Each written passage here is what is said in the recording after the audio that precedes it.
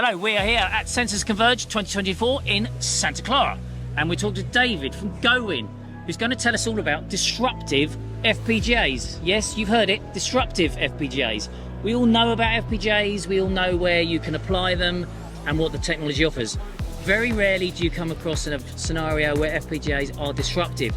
So David's going to tell us how today GOWIN are launching part of their disruptive technology and what it does. Over to you, David. Oh, thank you, Guy. And the disruption today that was announced is the GOWIN GW5AT-15, and it's got 4 SerDes that can handle high-speed transmission. So a lot of people love that. It's also got a hardened MIPI C-PHY and a hardened MIPI D-PHY.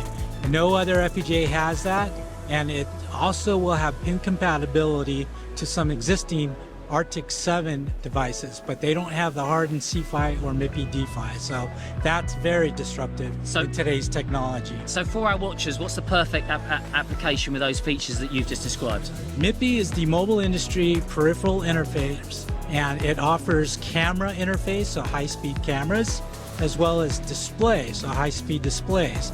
And it's usually in portable equipment, so low power, and because our GW5A-15 is a low-cost, small package solution, you'll see it in a lot of mobile consumer applications. Right, so in terms of, if you're looking at FPGAs in terms of solving this kind of display and camera applications, you're not going to be able to find that from any other FPGA manufacturers. You're only going to be able to find it from GOWIN, and you've launched that today at Sensors Converge 2024 in Santa Clara. That's right. Disruptive announcement today. Go check out our website and the announcement, and we're ready to help you with your next design. Or ipXchange.tech. Go there first, yeah? Thank you. Hey, yo, where my engineers at?